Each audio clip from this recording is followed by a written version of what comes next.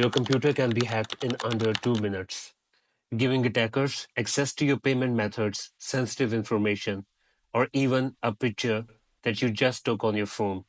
You've probably heard such claims before, but are they myth or there's any truth to it? Today we will learn that how we can protect our systems against any cyber attack.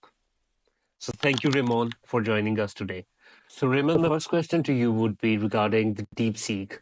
There's a lot of buzz about it, and honestly, I've used it. It's good. It's really good when it comes to content creation, and of course, the other parts of the businesses as well, right? So, I just wanted to learn from you that is it safe to use it from the perspective of cybersecurity? So there's a lot of controversy about DeepSeek, and somewhat rightfully so.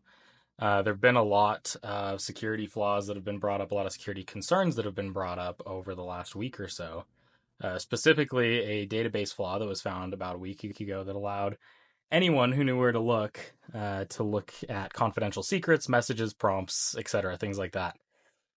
So I'd say, don't put anything confidential in it. Better yet, it's an open source platform. So, take advantage of that, bring it offline, host it yourself. I think there's a lot to be said about the capabilities of DeepSeek and the potential there if what they say about the cost savings is true. But I definitely would not consider it to be secure if you're going to be just using their app on the web or an app on your phone and putting your info in there.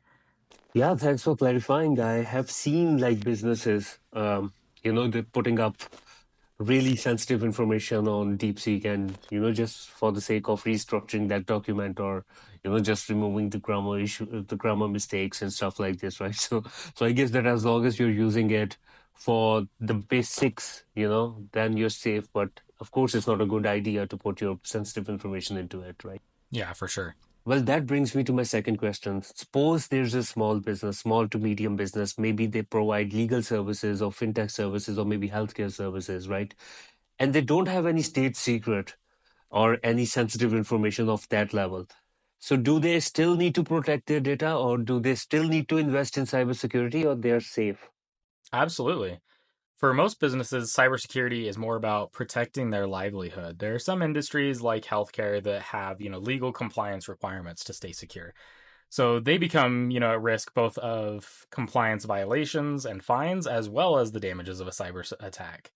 And if they're lax in their security, it's going to be a major incident. So I would say, as a general rule, though, for most businesses, it's about preventative action. It's similar to insurance, but it's a little more proactive.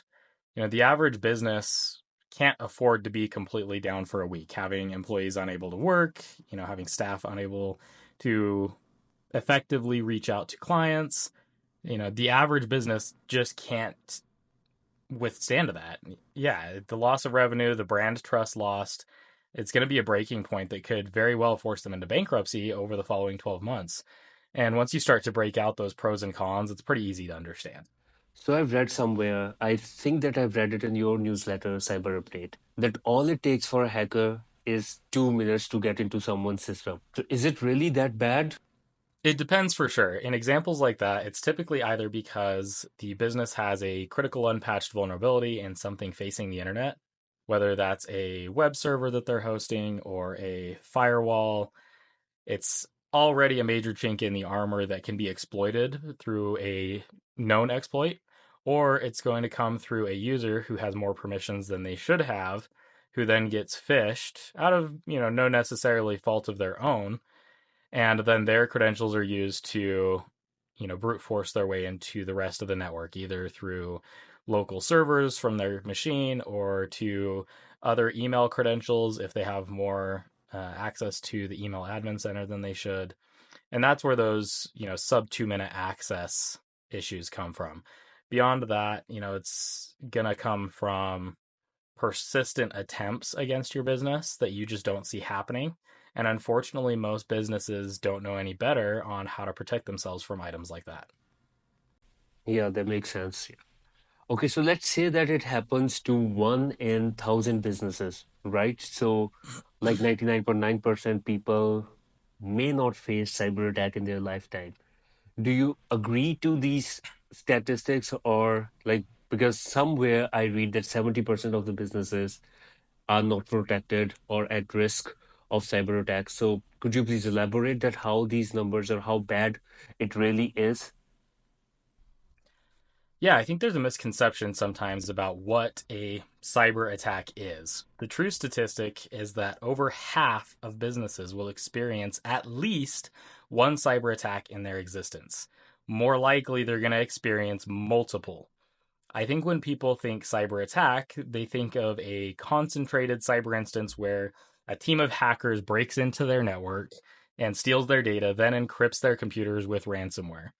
And while that's certainly not out of the realm of likelihood or possibility, it's just as likely, if not more likely, that a threat actor who could be a single person in a foreign country or in your local country working out of their kitchen will phish an employee's email credentials and then use that account to collect fraudulent payments from your clients or destroy your brand reputation while trying to phish other companies. And no one wants to tell their clients, sorry, you got hacked because I got hacked. So I saw one of your interviews where you mentioned that when you start working on a project, like providing cybersecurity services, most times your clients won't notice any change in their systems. So it's like they don't have to like turn on their computer specific way, or maybe using code language to communicate. So everything is just so normal, feels so normal, even if their system's protected, right? So would you please care to elaborate on it? Sure. So at Sentinel Cyber, we take an approach of looking at the usability as well as the security. And we have a belief that we can keep you secure while also allowing you to do your job. There are some things that some businesses may not be doing currently that they will notice, like multi factor authentication. But for the most part, I would say 99% of the configuration changes and tools that we implement create a net zero change to their day to day and as far as what they notice. In fact, if anything, we've noticed that people tend to say their devices are running cleaner and faster when we're involved, just because we know how to get rid of the chaff. We don't use tools that are just creating load on your systems. We're very big about running clean and efficient as well as secure. And a lot of that comes down to keeping our approach rooted in the basics. And that entails making sure that configuration changes are done properly and that our baseline configuration is secure. Okay, great. So, I've just learned it from you that most of the people, most of the businesses who are running their day-to-day practices, they're not even aware that they are being compromised. Is it true that you don't know that if your system is compromised or not? It happens that you've been hacked, but you're uninformed. You don't know anything about it. Does it happen? Oh, yeah, all the time. I don't remember the statistic off the top of my head, but it's something like 67 days that the average threat actor is inside of your network and systems before they actually exploit anything or make an obvious move. And so, you're already 2 months, potentially 3 months, potentially down the road of them having access that you're now going to have to try and go remediate. Not to mention, what payload do they drop? What damages do they do when you find out? And that's a really, really hard place to be as a business when you're already not in a great position to respond. And now you're also potentially 3 or 4 months behind the ball by the time they actually exploit something. And so that's something we take a very serious approach to over here. Obviously, we want to prevent those people from ever getting in the first place. But any real cybersecurity professional will tell you that it's not a matter of if, it's a matter of when. You can have the most secure system in the world, and eventually someone will find a way in. So we take that very seriously when it comes to incident response. And our average time to eject a malicious actor that has gotten into a system is below 3 minutes. Oh, that's great. That's great. So the thing is that, we have seen it in the movies, right? That when your system is being attacked by the cyber attacker, so it's suddenly some person with a hoodie or the deep voice comes into your screen and he informs you. So it doesn't happen in real life, right? No, you might get an email from somebody after you've been hacked that says, "Hey, by the way, I've got all your information."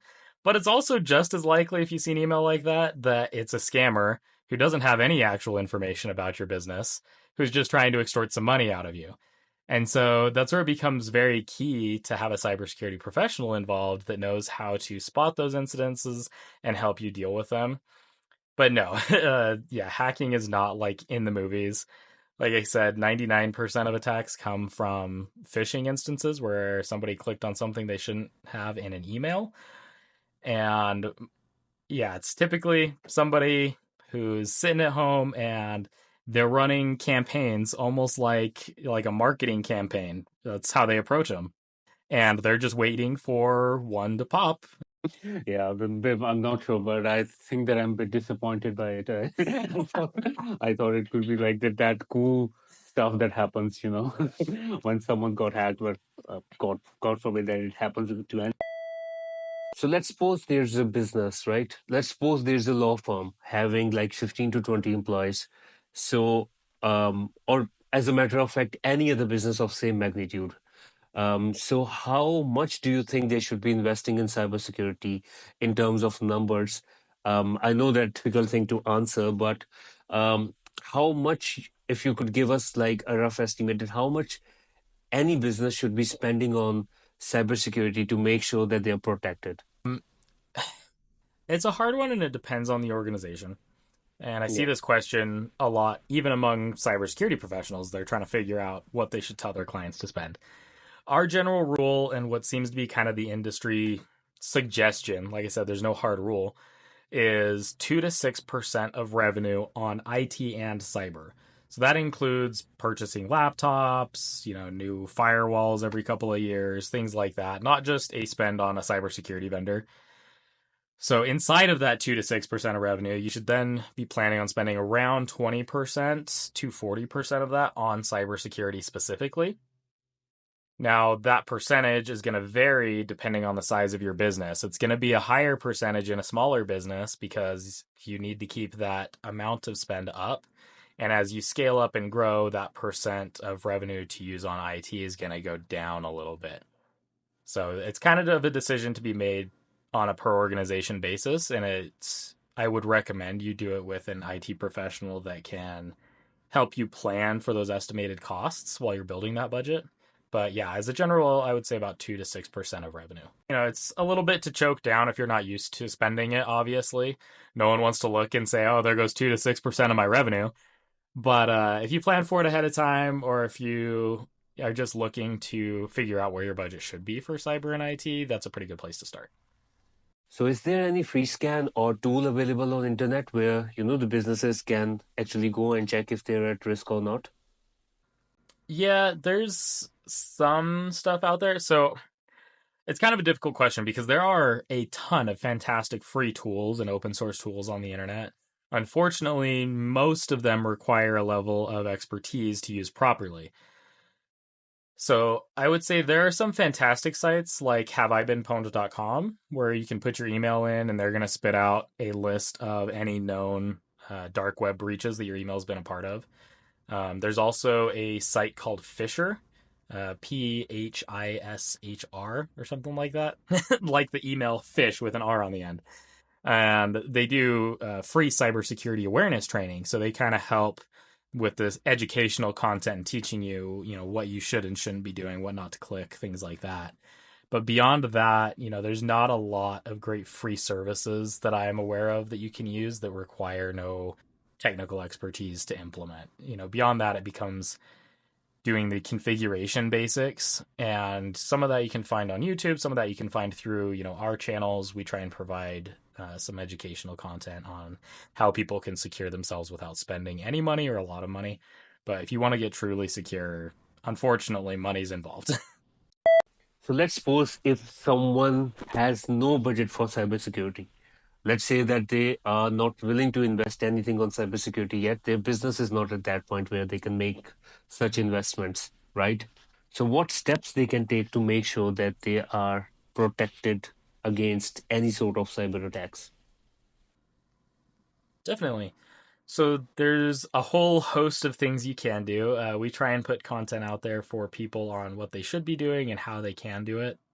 Off the top of the head, there's MFA. Everyone should be using MFA everywhere they can, preferably through an app, not through SMS or email. Those methods aren't considered secure anymore.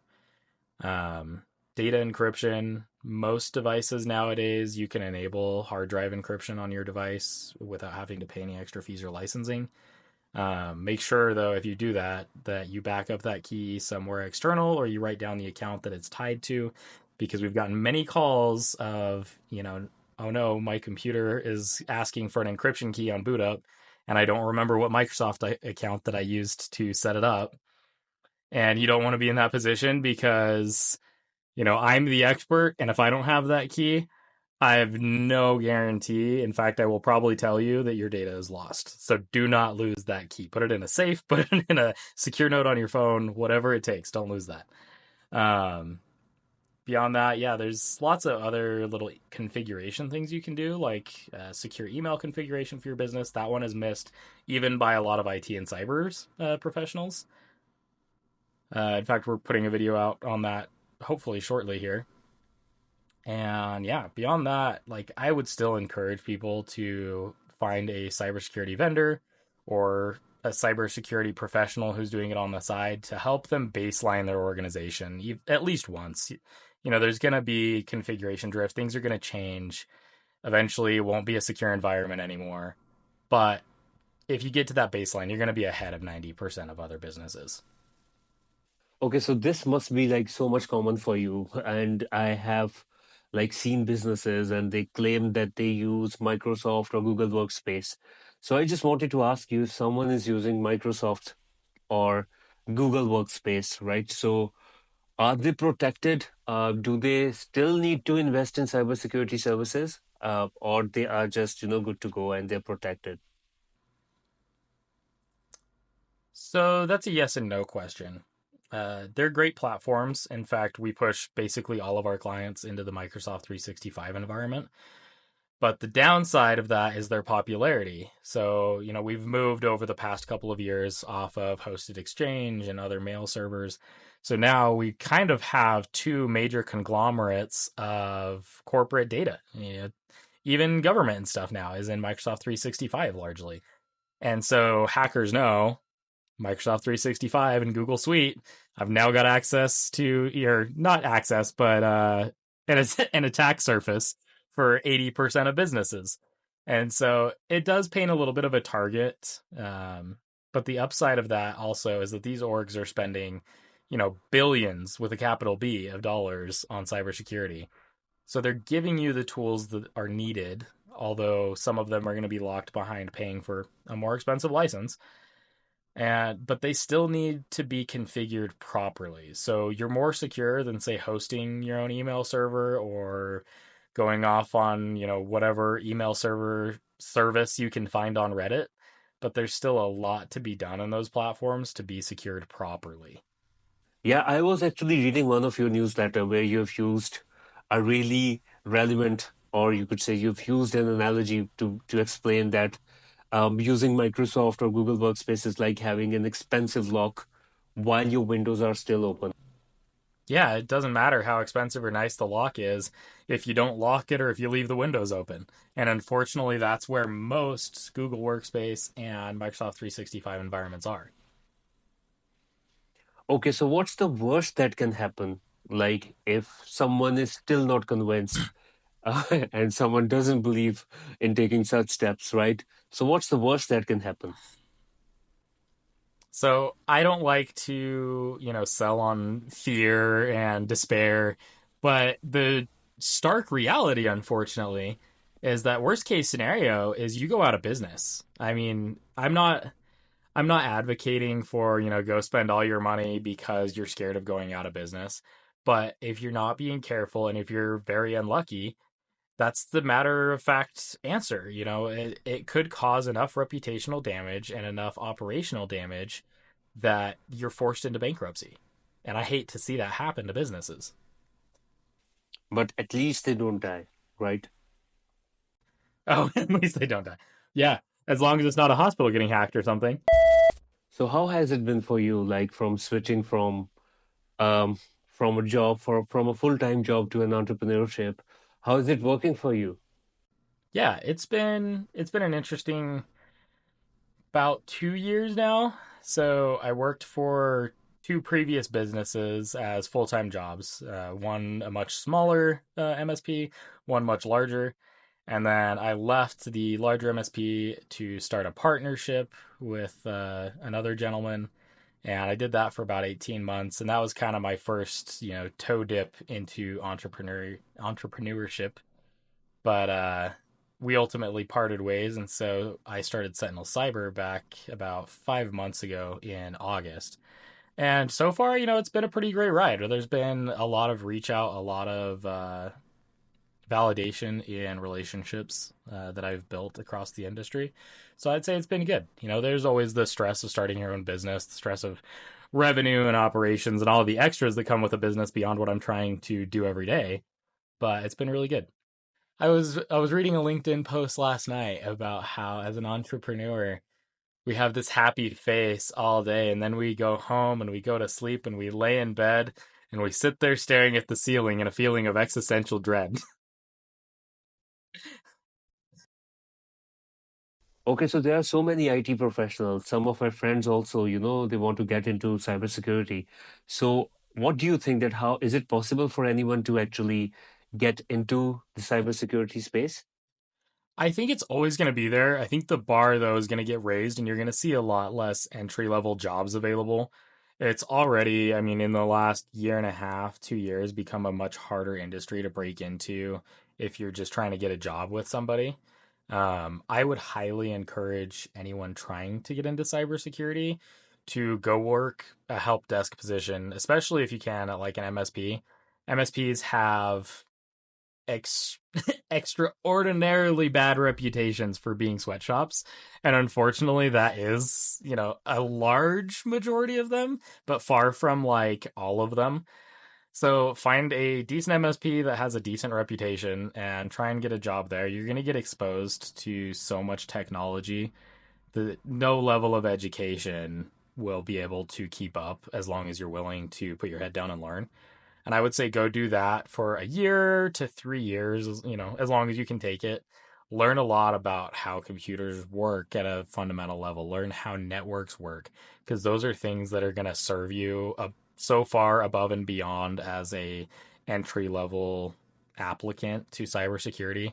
Because so many cybersecurity applicants went through a course or came out of school and they have a really good understanding of cybersecurity and this subject and that subject, but most of them don't have, I shouldn't say most, a lot of them in my experience don't have a good root in basic fundamentals around networking and computing, and I think it does them a great disservice. Okay, so why I think that AI won't take over the cybersecurity jobs is because it's like one-on-one competition, right? It's like cybersecurity professional versus hacker.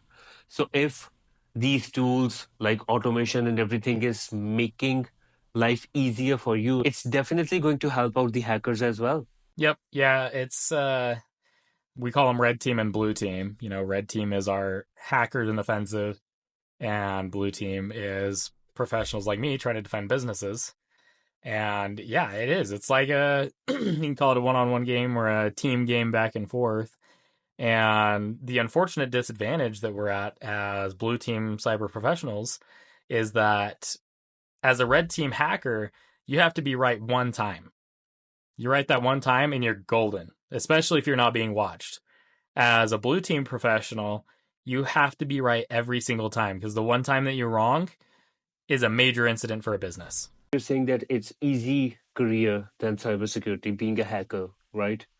Oh, 100%. I mean, I could go out today and if I wanted to be an illegal illicit person, I could go make way more money than I make right now. But the good thing there is we're pretty I think as a general community, we're pretty good as cyber professionals of holding a very high bar of ethical standards and holding those in our community to it. I think in a lot of industries, one, there's not as much networking in some industries as there is in cybersecurity and IT, as far as just interacting with other people doing the same thing. But I think also, to use my French here, as cybersecurity professionals, we don't tolerate bullshit when we see it. And so when we see somebody that's working in our industry who's doing things that aren't ethical, we're going to call it out and we're going to make sure that they know we're calling them out until they either fix it or they move on. A full-time dad as well. So how is it helping you with your business? Well, I mean, when my kids wake up at 3 in the morning, I'm already up if there's an incident call. No, I think, I have a wonderful wife that helps deal with the kids so I can focus on the day to day for the most part. But it's always good, when you have a stressful day to be able to, I work from home. So literally step out that door and, have the people you love most in your life just right there. So that's definitely what keeps me going, helps fight back the entrepreneurial existential dread and depression. Yeah, it's really nice talking to you, Ramon. So at the end, I just want to know that what makes you love Seven Wise so much. Yeah. So I think it was kind of a interesting introduction that you and I had just out of the blue. And I guess I was hesitant to look at your services before, but then I figured, well, we'll just hop on a couple calls. I'll, talk to a couple of your references, and everything seemed pretty kosher. So I was like, we'll just chuck some money at it and see how it goes. And, I think through our interactions over the last several months, I've just really, really enjoyed working with you in general. I mean, building that professional relationship, even if, we weren't doing service together, like I just like interacting with your team. You're easy to talk to. We can BS on the weekends about the latest cricket game that I don't understand or a football game or basketball game. Talk about what's going on in the world. So, yeah, I think just personable, real people and easy to work with. So thank you so much, Ramon, for your time, and I hope this session is like informative enough for the businesses to understand cyber risks. And I'll put your link in under the comment section so that they can reach out to you in case of any guidance. Hope it helps everyone.